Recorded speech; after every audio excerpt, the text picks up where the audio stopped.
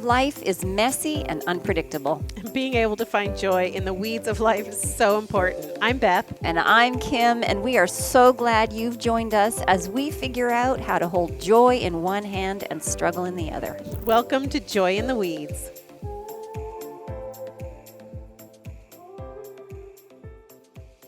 Thank you. Hello.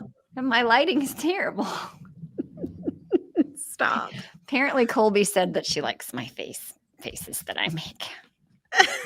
That's awesome. Because she was watching, I guess the last one or whatever. And she's like, yeah, I just really like your facial expression. Is that some pink in your hair? Yeah. Which side is it? It's this side. No, yeah. The other. Yeah. I love it. Yeah. That's awesome. Yeah. It's the second time I did it. I did it for my birthday. And then I I just just seen each other in way too long. forever. Yeah. Very sad. It is very sad. And now you live further away. I know. So, yeah. I went ahead and we're recording. We are. That's fantastic. We could just let people in our conversation. That's all this is. With everything is so hard. Why does it have full disclosure, we have not even chosen what we're talking about today. No, we haven't. We've never done this, but we've never done this before, Kim. We could just say welcome to a conversation with two friends. But then that could get dangerous. Very dangerous. A conversation we're willing to have public, maybe. Yeah. Yeah. Can you hear my voice? It's still. Oh, real? Yeah. So what are you sick with? What's the deal? It's just been a cold, but I'm telling you, it will just not leave me. I've taken COVID tests, everything, because I keep thinking surely a cold would not hang on this long, but it's hanging on this long. Yeah, I remember before COVID, sometimes colds would be like 2-3 weeks long. And, the worst of it started when Chris came up here and I was at home with the movers moving. And so, no time to, lean into it or rest or try to you just had to push through and take medication to make it through every day.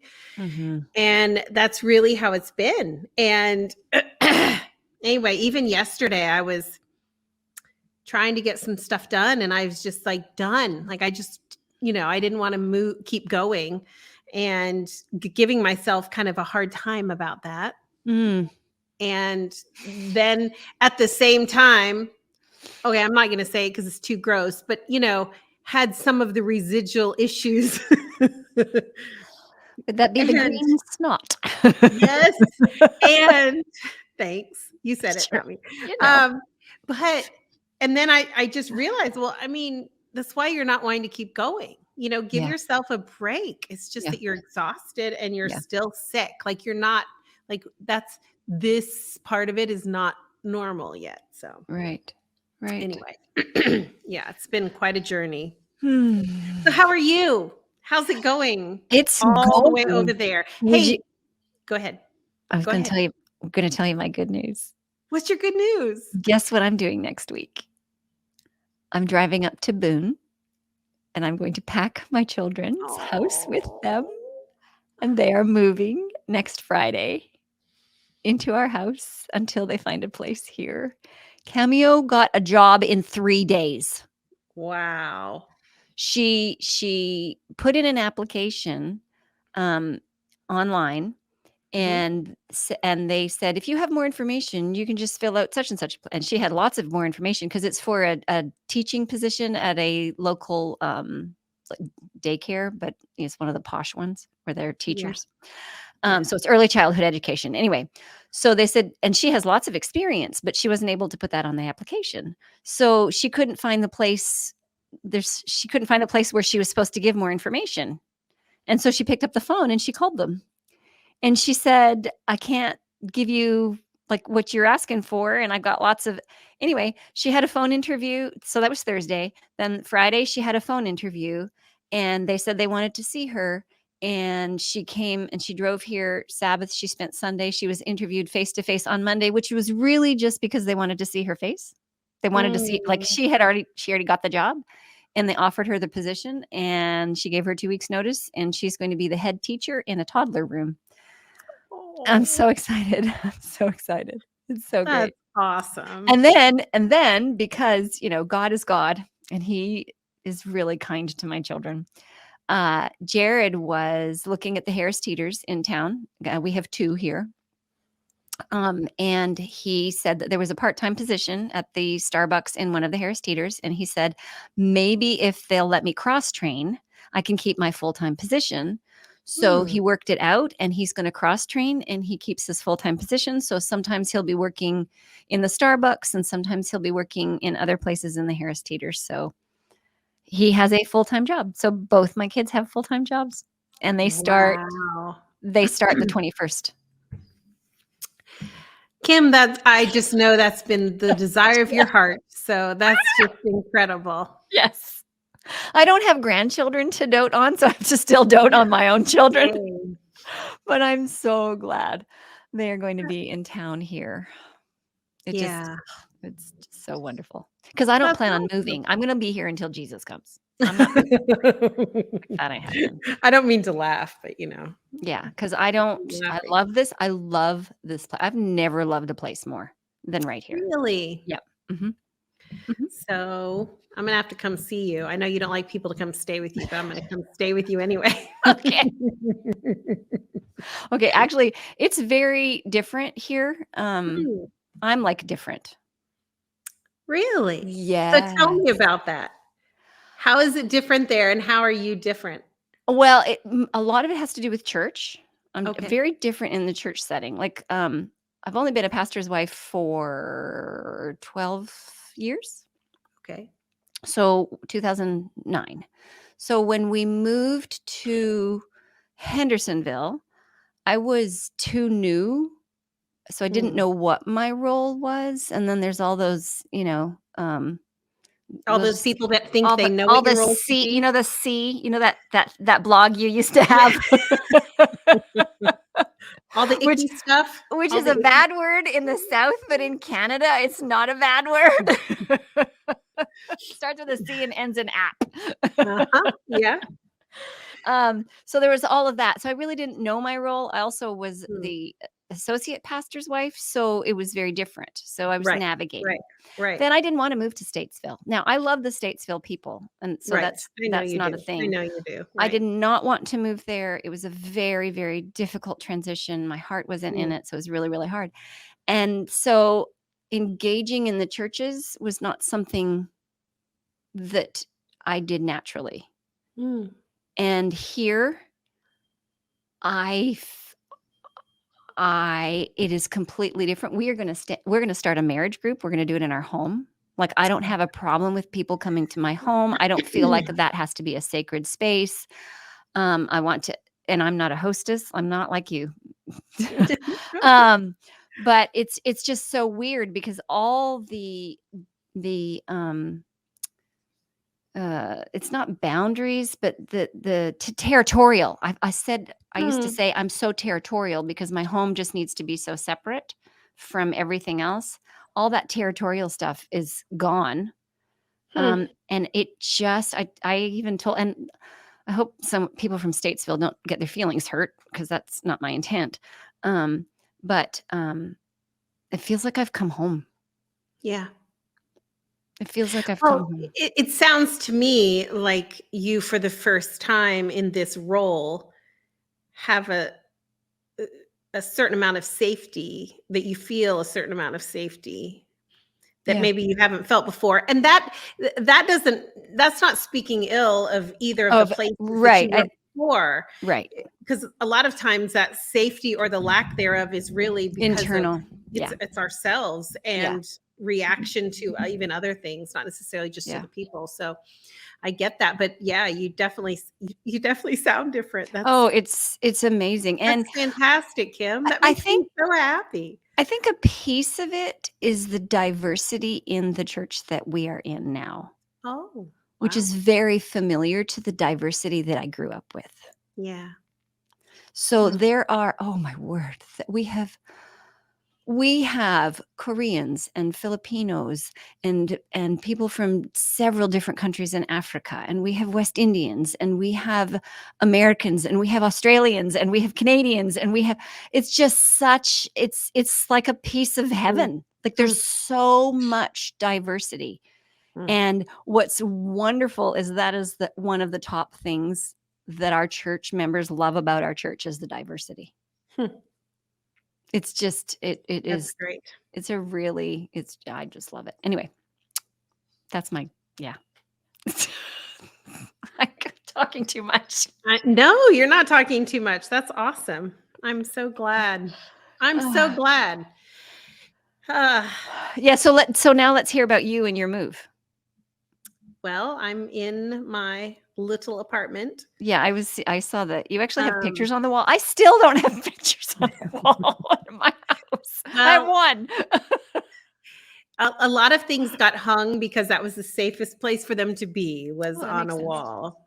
So my very kind husband did that but I'm not having to, do all the what is it that you're doing, all of the renovations. The renovations and stuff that you guys have been doing. So, which by the way, your bathroom does look amazing. Oh, I just have to decorate it. My bathroom is amazing. I love that room. Yeah, Yes. we're here. We're in. We're trying to go from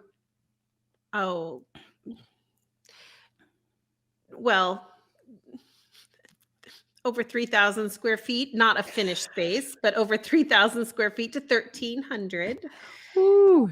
So even though I got rid of a lot, this has been the most beautiful experience of purging, kind of on topic with joy in the weeds. I can't begin to describe to you what it has done for me to go through this process of getting rid of things. Really? It's been really powerful. In the most beautiful way. Like I'm not mourning any of it. It's just been a relief. It's been like I've technically gained weight in this whole process, but I feel like I've lost a ton. And it's really been remarkable what stuff does, like what the weight that stuff can put on us. And yeah, it's really been remarkable, and I'm so thankful for the opportunity to do that. But having gotten rid of a lot and storing quite a bit, still, I've spent days trying to figure out, how to get my kitchen and how to get my bedroom, and that's not even the other parts of the house, just settled in a way that is functional. But the beauty is I've never before in the past taken the time to do this. And I got up one morning and I really need to get to work, and there are other things I need to do. And I did do a couple emails and work on some things, but then it just kept weighing on me that I still we still had 2 boxes of clothes. And so Chris was, going through a box trying to find underwear that morning. And that was really bothering me. And so I was like, no, you know what? You need to take this time and make sure that I don't let everything else become more important than actually getting us settled. So, because that's what I've done my whole life, in the recesses, I want to say the recesses or the corners of my life, but really anything behind doors or drawers or whatever, it didn't matter. Just what was out and about, I needed to worry about, and I'm just not doing that anymore. So I'm working really hard trying to figure out, and it's not my natural bent to do this. So to value it, to take the time to do it. I know for everyone who's a real organized, loves to organize things, you guys are just jealous, but it's really hard for me, and I don't get it. But I know that the disorder is also not who I am. And there are sometimes people that you see that just thrive in mess. Like they Mhm. just like Mhm. that they do. And there's Mhm. nothing wrong with that. Like however you thrive, Mhm. right? Mhm. I, Mhm. and Mhm. I'm over the whole, cleanliness is next to godliness or whatever that is. I mean, all of our minds work differently, and some of us Mhm. are just more disorganized than others, and more power to you. But what I also know is that the disorder that's been in my life is not who I am and not how I Mm. function best. But there's been a lot of things that's kept me from ever getting to that place of order. And so Mm. I'm just working really hard. I cannot tell you how I literally feel like I'm wading through the weeds. Like, I just so many times I just keep thinking, as I'm dealing with a box of stuff and I think Mhm. there's not Mhm. one more space in here. So not one more square inch. So how do I like what do I have to have and what am I going to Mhm. Mhm. say and where am I going to put this and what am I going to put in storage and how am I going to do this and every moment I just feel like I'm um sometimes almost drowning in it but determined to get it done. Mm. So Isn't it mm, frustrating? It frustrates me when I am not good at organizing, and yet I like things mhm. tidy. I I hate think we're things on the coffee table. Like, I hate them. Like, I don't like when there's clutter on the coffee table. I want the yeah. coffee table to look pretty. Mhm, Um, and yet my coffee table is a disaster mhm, because there's this paper, and it's not necessarily stuff that like I have like I'm seeing an OT for my hands because I've got arthritis and I've got pain, and so they're working, and so I've got the paper that I use every stinking night to mhm, do the mhm, exercises so that I remember what the exercises are on my mhm, coffee table because I use it every night, mhm, but it makes the coffee table cluttered. mhm. And there's other things that are like that. You and I are very similar in this way, I think. Yeah, we, uh-huh. we may be different in many ways, but I feel like we're very similar in this way. It's so Yeah. frustrating because I I I've even had I even had Tim build this coffee table specifically so that it had drawers in it. Like, so it has it's obviously it's a rectangle. Well, on both sides are these baskets and all my knitting stuff. So there I've got not all of it, but some of it. So I've got knitting and I've got yarn in there because I don't want my yarn and my knitting everywhere. So at least Right. that's somewhere and that's not There you messy. go. And then I had him build two drawers in the middle for like my Bible, my crayons, for Bible study, my prayer journal, all that stuff is in those. But those drawers tend to get filled with other Yeah. things that and and then and it's Mm. like, well, this is a book and I've been using this and it's a reference and that goes in there. Oh, well, these pens can go in there too. And oh, let's put all the colored markers in here too because I like to sometimes color in my Bible and make things pretty in there in Bible journal so that that's going to be there because I don't want to have to go searching for those and Kim, all the orderly people in our lives are screaming at us Mm, right now. Like they are yeah. just they just want to come and take over our lives for a few Okay. days. They can I do that know. as long as I can find stuff. Give us give us a call, email us. The worst thing, oh my word, one time, years and years ago, Tim decided he was going to help me and he was going to organize the files because I file things. I have to keep things, especially financial things. I keep them filed because I just don't want to be surprised. So taxes are filed. All of my bank statements are filed. Any kind of medical thing I'm filing, all the insurance, everything. Well, his filing system is very different from my filing system. He has categories and then subcategories. And my categories are whatever I use the most goes in the front. So because the bank statements come, and it's not B for bank, it's like bank statements come once a month, they go in the front. Well, I remember trying to find whatever. It's like, what? Where did, like, it's, I, oh, it was a utility bill. And I had no idea. I think it was the electric bill. Well, for me, that's under electricity, E for electricity. Well, no, because it's utilities. So it's utilities, and then it's electricity, and it's utilities, and then it's water, and it's utilities, and then it's gas, and utilities, and it's telephone. It's like, what are you trying to do to You me? had to go all the way to the U's, from the E's to the U's to find the What are you doing? Anyway, yeah, he doesn't go in there very often. So it's back to my way. That's hilarious. Oh my word. Yeah, I wish, I wish I had. I'm funny though, because there are different people too. Like there are people that they organize and everything, like they have systems and everything has its place, but it's very utilitarian. In other words, it's just for me, it has to look good 100%. and be orderly. So 100%. and this is where it breaks down for me. If it's not going to look orderly, then I'm just going to stuff it somewhere so that around me has the false appearance of being orderly.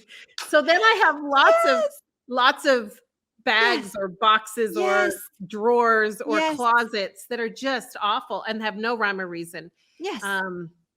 Yeah. So I'm trying really hard. I feel like God has given me this glorious opportunity to like reset, and so I'm trying to really take the time and say, no, I'm going to keep going until I have that closet in such a way that is functional. And if I need to buy bins or boxes or whatever, I'm going to go do it. But I just really want to have order and just keep doing that. But I have to tell you, Kim, it's so foreign for me that it is exhausting. Whenever we step into something that is not our natural bend, it's challenging. And so, man, I'm tired. Of course, I'm sick too, so that hasn't helped. But yeah, I haven't felt like myself in a while. So it hasn't been that long. We just moved in Friday, but it's been but it feels that long. Sunday, Monday, Tuesday, Wednesday, 6 days. That's hilarious. That tells you how it's so hard. That's right. Oh, have you gotten to spend time with your grandbaby? Yeah, so there's the joy. Man. Yeah. So we got here and they moved us in on Friday, and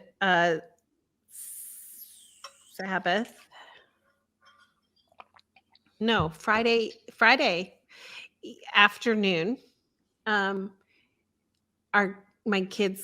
son calls and says, hey, can we stop by? Do you mind if we stop by? So we had just like the movers had just left. So this is, we're just in. They don't live that far from you, do they? If I'm remembering correctly. They're so close. Yeah. They're just like almost around the corner. Yes. Yeah. So I thought, yeah. Yeah. Like 7 minutes max. Yeah. Door. Anyway, and so they asked if they can come over. And of course, we were thrilled to have them come over. And we explained, because we're in a little apartment, like you have a call box, like you see on TV where they got to call you and we got to buzz them in.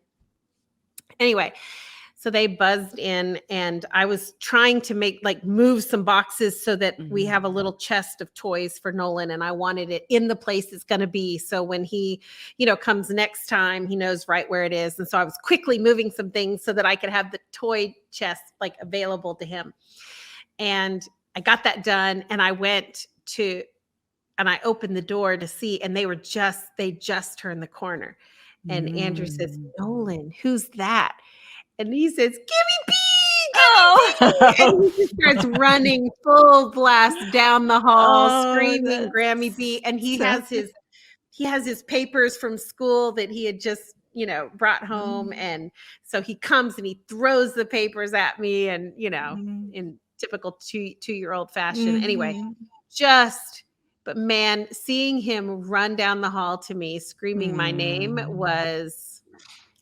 it was like, you know what, being sick and moving and doing all this, it's so worth it. Like, it's so worth it, because that's why, right? Yeah. That's why. Right. That's why. Exactly. Exactly. Yeah. Yeah. So that's been very good. We even got to see them again last night, and we're just, it's lovely. My daughter came over from Greenville because that's a lot closer for her. And Yeah. so she, Yeah. Not my Greenville, but hers. Yeah. Yes. Greenville Oh, South, not North. yes. Yeah. And That's so anyway, so neat. she came over last Sabbath and spent the day with us, and that was wonderful. And then Sunday we actually stopped doing work, and Chris and I went and played golf with our son, which to be able to go and do that, Your dream. there again, that's just such a, Yeah. I mean, to tell you how rare that had been, it was, I think, only the third time I've ever played with him. So, Wow. it was really, really lovely. So yeah, it's good. We're so happy to be here, and, just feel like God has been so good and so gracious. But, can I tell you, and when we were talking, I texted you, and I've been trying to think, like, what kind of a topic could we talk about, and how do we, anyway,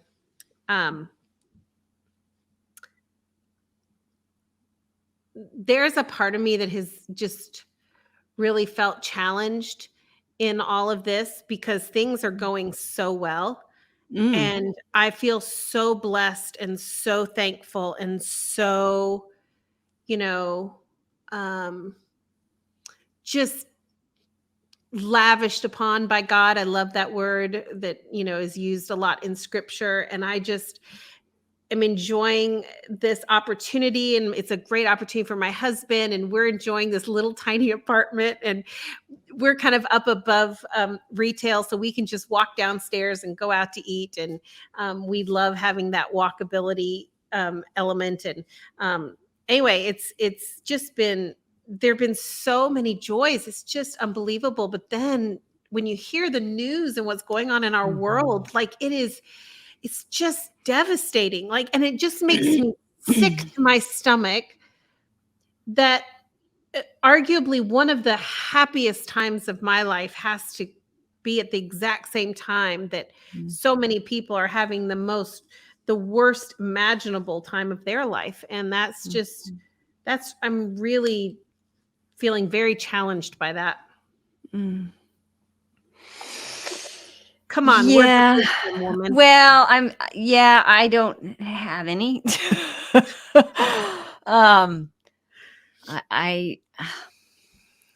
It's kind of like that time was one of maybe our third or fourth, when you're in joy and somebody else. Yeah, we did do a whole podcast Yeah. about that, didn't we? Yeah. Yeah. Where and navigating that now in this case, if you're looking at Ukraine, it's not somebody close in contact where Right. somebody else, like, it's not right in your face, but navigating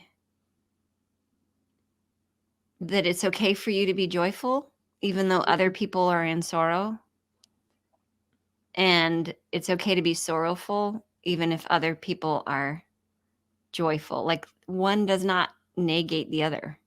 Yeah. It's hard. It's really hard.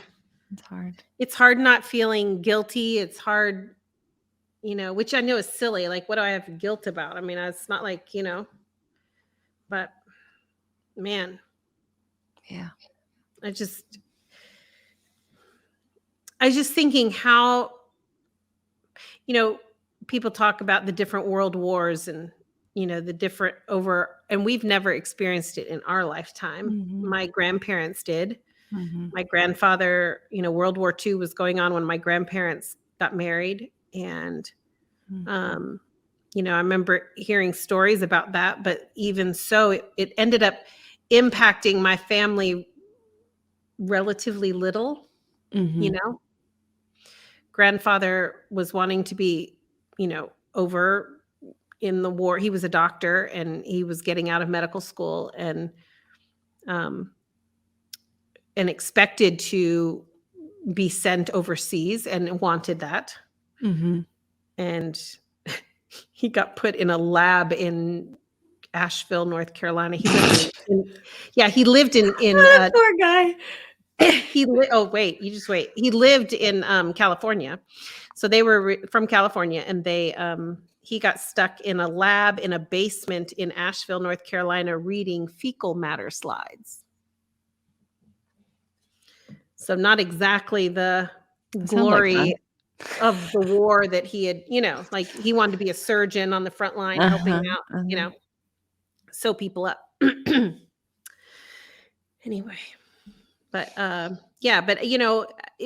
it impacts entire generations, right? And entire nations and entire the world. When it's a world war, it impacts the world. And I just can't, it's going to be interesting to see how this situation resolves and how it impacts the world.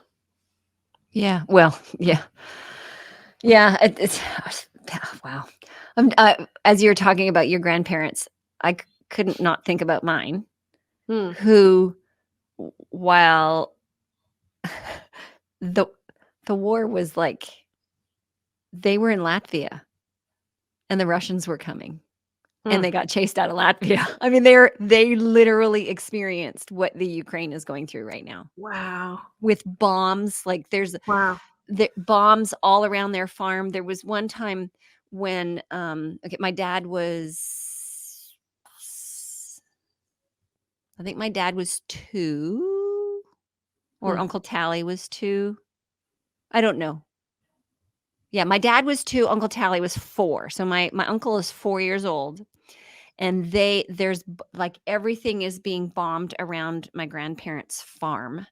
And I'm just trying to think of how many children they had. So they had 5 or 6 children. Wow. Okay. So the youngest is 2. They have 5 or 6 children. They have farmhands. They have all this going on around them. There's bombs all around the farm. Like the Russians are coming. So they hitch up the horses and they throw everybody. And there was extended family there too, because Alma said that her sister is a key to this story. So they're all in this, and they're going to the closest a nearby farm nearby. I mean, it's a big farm. So they're getting away from the bombs. Well, my uncle has to use the bathroom. It's November. It's wintertime. It's November. And my uncle, 4 years old, has to use the bathroom. And my grandmother's aunt says, just let him go in his pants, because like they're scared. Right. And Omi says, no, because it will freeze. And I don't want him cold. So they stopped so my uncle could use the bathroom. And in front of them lands a bomb and blows up. Wow. Had they kept going, the entire family would have been killed.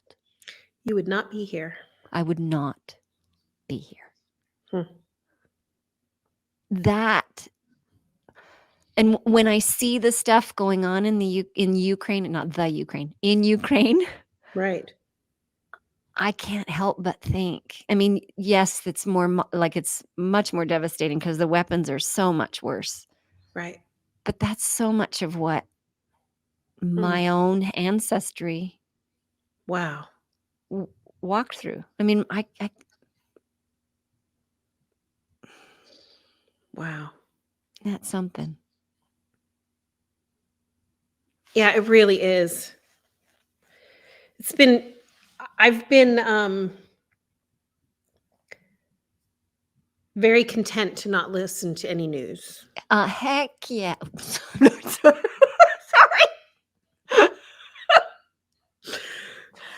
Yes. I don't know. Because when I do, it's just too. I get scared. It's. And then I am profoundly aware of the privilege I have to just not listen and Mm. see. Mhm. You know, there's so many people that don't have that privilege because they're Mhm. in the midst of it. Mhm. And, uh, and then I, once again feel, like, wow, how unfair it is right Mhm. now, or lopsided, I guess you might say. I Mhm. don't know about Mhm. fairness, if that's the right thing. But anyway, Mhm. yeah. I've really like it's been fascinating to walk through Yeah. because truly in so many ways this move has just been such a joy moment for us. Yeah. Nolan running down the hall and Mhm. playing golf with my son, and my husband coming home at 5:30 and Mm. not leaving at 4:30 in the morning like he did before for work, and having Wow. much more sane hours. And um we really love our little place. We almost feel like we're on vacation at an Airbnb with our own stuff. That's how it feels. I can't get better than that. No, it's fantastic. So, Oh, well. and being able to get rid of all that stuff that was weighing me Mhm. down, and the years that was so, oh, it's just so much crap, sorry, but no other good way to say it. Um, and and the relief of getting rid of that. We have our a contract on our house. Um, Do you really?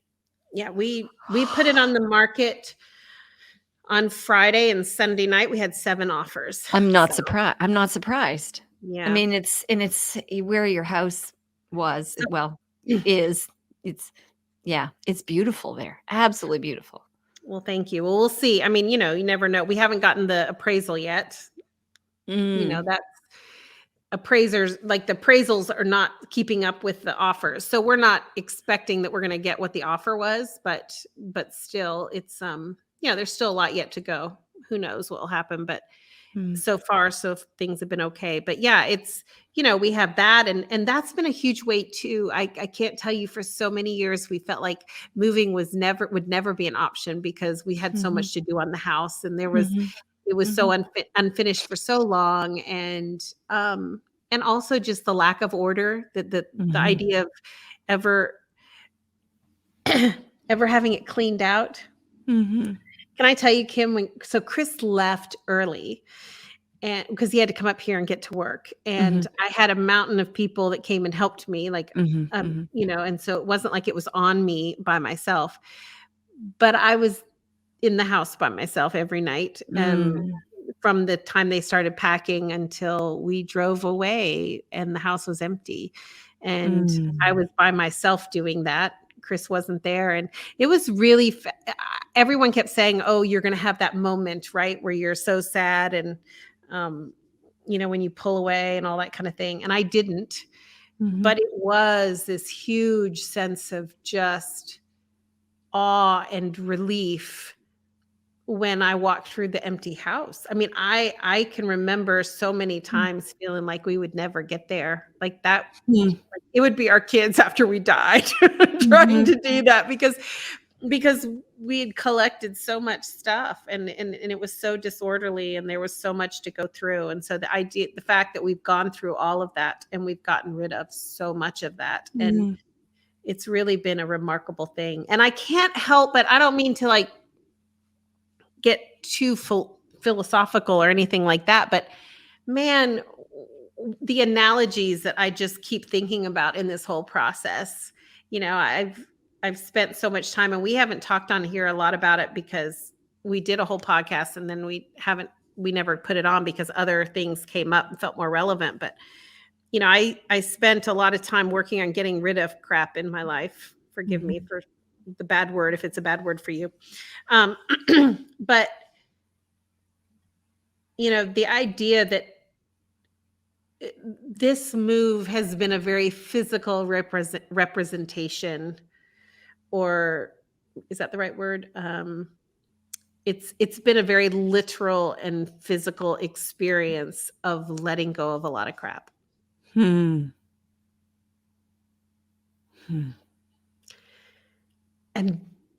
and that has been very emotional. It's not been the leaving the place and the memories, because I just know God has, brought this about and has other new memories for us, and that this was the time, and I believe that all the way. And so that was good, but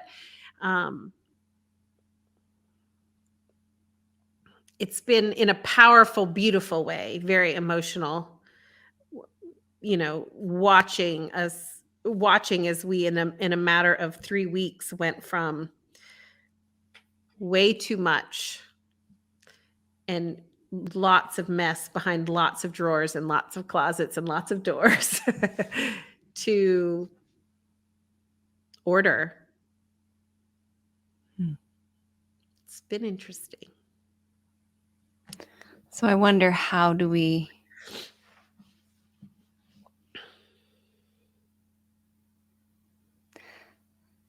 does that look, and don't answer this question if it's too much, in your internal life? Because that's the physical of what Right. you did. So how did that look on the internal? I mean, I've been working on it for years. And I've been working on it for years, but it is for me, because I'm such a visual person. When I come across something like, let's just say it's an insecurity about my body. That's an easy one to come up with. And where I'm saying something that is a complete untruth, like, I don't know how on earth my husband could ever love me because, I have a stomach and, whatever. And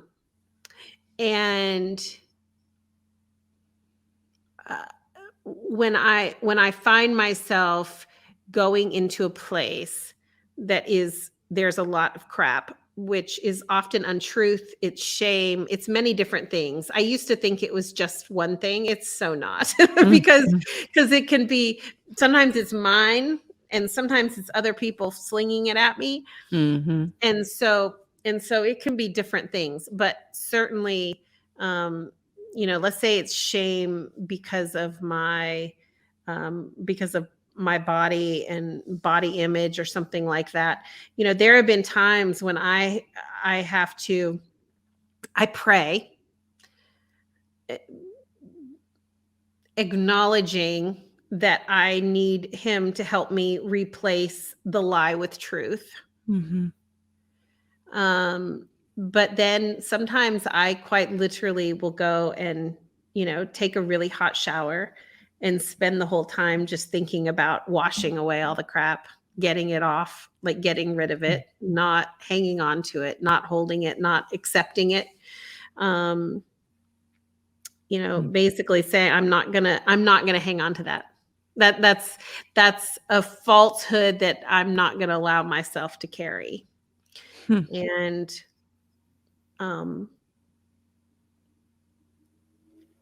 it helps. I've been watching this TikToker. Her name is Elise something. I don't know what her last name. That's it. That's her. Yes. And a couple of the more recent ones that have just come up on my feed, she told this story of working in some hotel, and this man said this nasty thing to her, and he put something down on the counter, and she pushed it back, and she said, "I don't receive that." And she walked away. And there have been other things that she has said recently. It's like, no, I don't receive that. Even, and one of them, she said it was her own negative thoughts about herself. I don't receive that. Very similar to what you were saying when you go and physically take a shower to symbolically not receive that, to wash it off and wash it away. I think there's power in that. Like, I'm not gonna receive that. That's no. And for me, and I use the word crap, but I've and everyone that knows me knows this so well, so I'm sorry for the repeat, but for me, that has been a really important word, because we don't hang on to crap. Babies don't, we don't, you know what I'm saying? None of us sit around and treasure it, right? Like, it's not, You just don't. A baby doesn't have to be trained that a dirty diaper, they need to cry at a dirty diaper. They just do. And so for me to label it as literal crap has been very helpful because I don't need to hang on to crap. And so it labels it and gives me then permission to let it go. And not to examine it, and You don't want to be like your grandfather and look at Right, exactly. How ironic that those two stories came. But, I don't need to sit and examine every piece of crap that is in my life and decide whether or not I have, there's something about this that I need to learn or I need to use to motivate. God doesn't try to motivate us through shame. He doesn't try to get us to change through shame and through, that kind of like that's not his way of doing it. And so, yeah, I just have to look at it as crap. And can I tell you, when I was doing this process, it was so connected. It's so weird how it was so connected. And I would just bawl like a baby if I get too deep into this. But anyway, because it's so powerful when you spend time in your life literally letting go of it, right? Like not literally letting go of it, but like letting go of the things and saying, like Elise Myers said, I don't receive this. I'm not going to take this on. I'm going to take a shower and let it go because it's crap. But when you spend so much time doing that, and then you walk through this process where you're literally saying, no, I'm not carrying that crap with me. I'm not carrying that stuff with me anymore. It's been really powerful. But at one point, I'm sitting there and I have all these things that family stuff, right? The sentimental things that have been given to you or whatever, or even things that my children, drew when they were 2. Well, anyway, I know there's some mothers right now that are just cringing at the thought that I might not have saved and preserved all of those. But I finally came down to, as I was trying to go through this process of letting go of things, one of the most helpful things was I came to the conclusion I don't want to be a museum. I don't want to live in a museum. I don't want to run a museum. I don't want to be a curator. I want to have a home. And so when I would come across something, I asked myself 2 questions. Do I love it? And do I use it? If it was no to either one of those, then I questioned because even if I use it, if I hate it, like, for instance, I had a white cutting board that somebody gave us when we got married. We've been married 32 years. And you know how white cutting boards, like, I don't care how much you bleach the whatever out of those things, they are never, like, they don't. And somehow it got melted on the edge, like it got too close to the stove, and I'm like, that kind of, do I use it? Every day. Do I love it? No. So guess what? I went and bought a new a new set that had the 3 sizes that I like. Anyway, so I would ask myself the question, do I love it and do I use it? And if either one of those were no, then I most likely just put it in the get rid of it pile. If it was something very sentimental, then I ask myself the question, if I don't love it and I don't use it,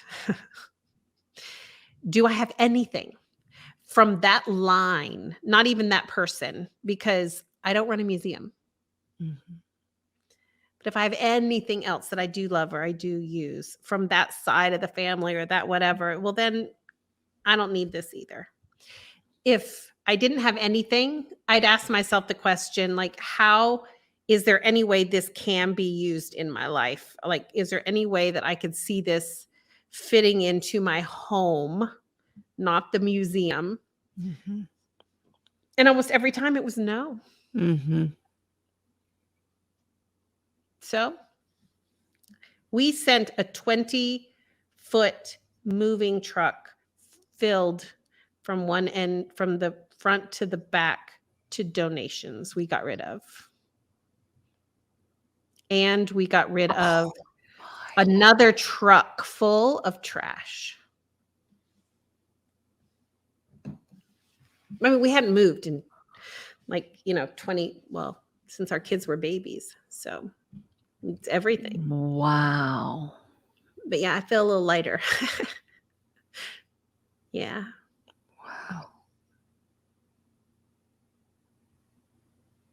That's incredible. Yep. It is incredible. And I'm just so thankful. By the way, I've wanted for years and years and years to write like a book about crap Mm-hmm. and my journey. Mm-hmm. And I can never seem to figure out how to do that because, like, who wants to buy a book entitled Crap?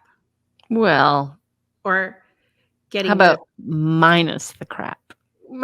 well, but you know what? Like, even that is anyway. Well, listen, there's a book out there that has the word F, feelings. Yes. Like Yes. that word. I mean, people buy that book. So maybe. Well, but in this process though, I came up with the outline and how I'm going to do it. Oh, there you go. I'm super excited about. So that's fantastic. As soon as I get this house settled, I'm going to start doing the outline and doing Good for you. Yeah. I'm super excited. Yeah, so I was stay tuned. You're going to be hearing a lot more about that. That's so cool. I was just I follow a writing coach on Instagram, and she was saying that that's what an outline does. As soon as you have the outline, you can write the book. Yeah. And I have for years, but Kim, this is another God thing. It just really is, because for years and years, I've been wanting to do this. Mm-hmm. And I've even talked to other people, and like, I've got somebody who wants to help edit it. And, I've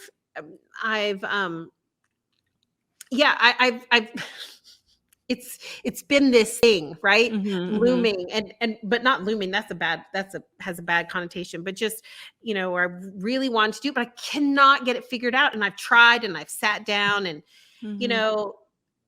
tried to come up with an outline and tried to come up with this is how, and it's just never come together. And the other day it just wow. That's so cool.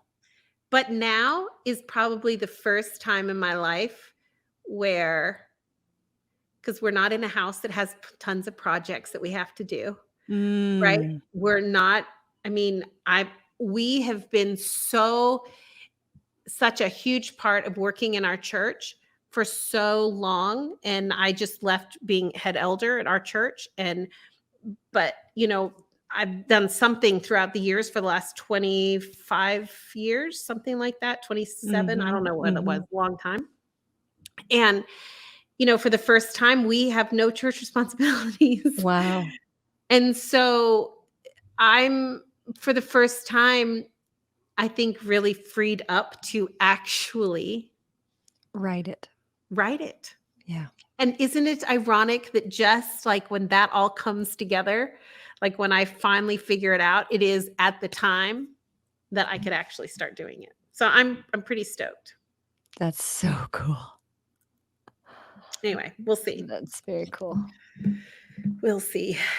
Well, this has been a real weird conversation about everything. Been two friends having coffee together. Well, no, we don't drink coffee. We drink Postum. Right now we're drinking nothing. Actually, I have water. So you have water. I had a Naked, but it's gone.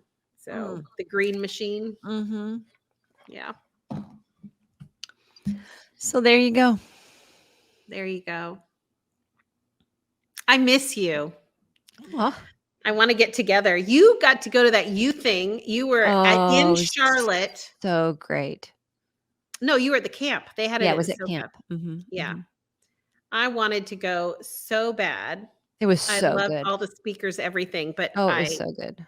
And when I went to the first one or the last one, and I said I would never miss another one because I think it's so important to be around young people for my job and what have you. But anyway, we were literally in the midst of it all. Mm-hmm.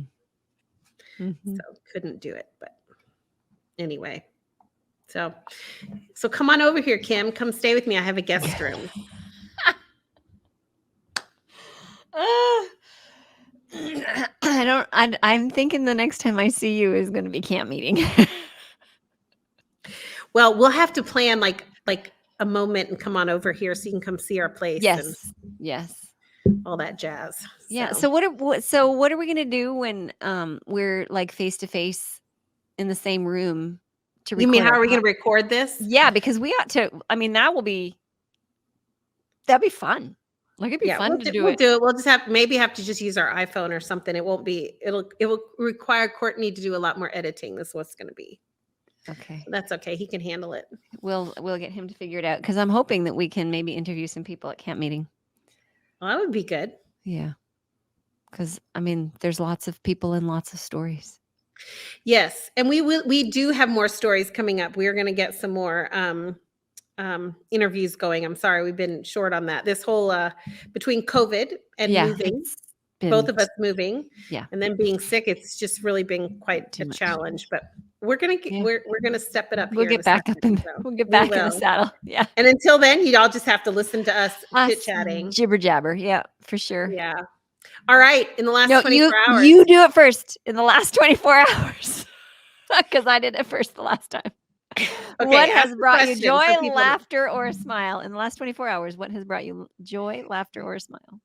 So yesterday at almost exactly 24 hours from now, no, it was just, about 2:30 yesterday afternoon, Andrew called me and said, can Nolan and I come by?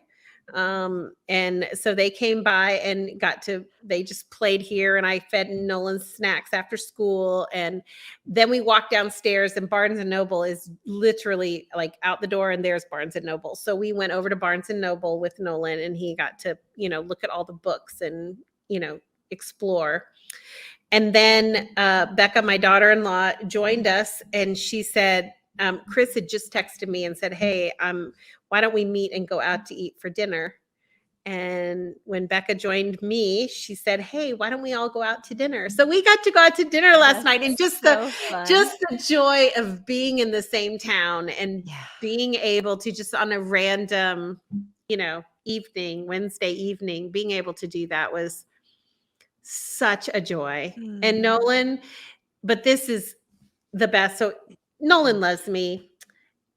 I'm his Gammy B, as he says, and it's wonderful, but he adores his Bampa, as he calls him, but his grandpa, Grissom. And, Chris was at work and we were all at the restaurant ahead of him. And when Chris got there, Nolan was up in the window and saying, Bampa! Oh, fun. It was so cute. Yeah, that's what brought me joy, laughter, and a smile. All of it. All of the so much joy. So much joy. What about you? Oh my goodness, my life has been very regular in the last 24 hours. There's things that brought me joy, but that would break confidentiality, so I can't say anything. Oh goodness. Oh my word. This was a hard one today. I'm trying to think. I mean, simple thing. It's confidential. That works. There's, I mean, a simple thing this morning. Tim does this thing called F3, which is this. I can't remember what the fitness, faith, and I don't know what the other F is for. Anyway, it's men who get together. Apparently it started in Charlotte 20 years ago or whatever. And men get together and they work out together and they build community together and all this stuff. So their workouts are at like 5:00 in the morning. So this morning he was asked yesterday to help do they call it the Q. they have weird language. They have like, I don't understand, but the Q is the one who runs it, who says, these are the exercises we're doing. Okay. So he got up at 4:30 this morning to go and do that. Well, when he got home, he was up very early. So he has his time, his breakfast, he has his Bible time. And then he goes in and I walk in and he's lying on the couch. And then I'm like, okay, I'm just going to leave him. And then I go take a shower and I come out of the shower and he's fast asleep on the couch. And I just thought it was just precious. It was just precious. It was just a quiet moment. It's rainy here, so I didn't have any lights on. And he had his hand up by his face and he was just peacefully, and it made me smile because I kind of like him. And on top of that, he's the kind of person that will just push through something rather than taking care of himself. And just seeing him take good care of himself by taking an hour nap at 8:30 in the morning because he was tired just made me smile. That is awesome. Yeah, that's good. All right. Well, we did it. We did it. We had a conversation. We had a conversation. We need to have another one soon. We do. And I guess for everyone that's out there struggling or enjoy. Yeah. I think through all of this, I was just reading, I should have read it. Can I read this? Can I do it? Change up? I was just reading this because somebody asked me about a passage that's been special to me recently. And this is what I came up with. But it's been inspiring me for the last little bit because things have been rough, right? I mean, it's been busy. It's been all those things. And then all this stuff. But this is in Isaiah 61. And it just says, the Spirit of the Sovereign Lord is on me because the Lord has anointed me to proclaim good news to the poor. And I guess I love that this passage starts off this way because for me, that's just a reminder of what he's asking of me.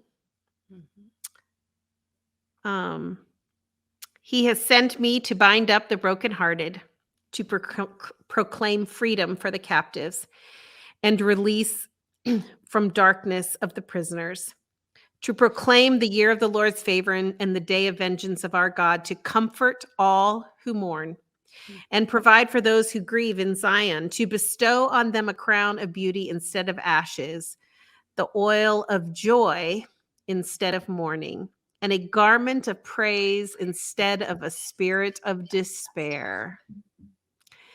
They will be called oaks of righteousness, a planting of the Lord for the display of his splendor.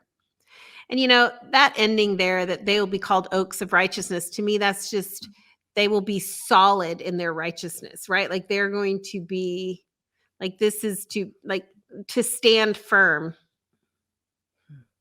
for him when everything else is going crazy. And that in that standing strong and firm and being able to put on a garment of praise instead of a spirit of despair, that is what's going to bring him splendor. That's one of my favorite verses. Yeah. I love that. I've just been hanging on to it, It's like I can't do anything about the war and I can't do anything about all the junk going on, but I have a calling, and that calling is to praise instead of despair. Anyway, sorry, that kind of went off. We were done, but whatever. It's a conversation. Conversations have a life of their own. They do. This one did. Anyway, well, go out and have some joy.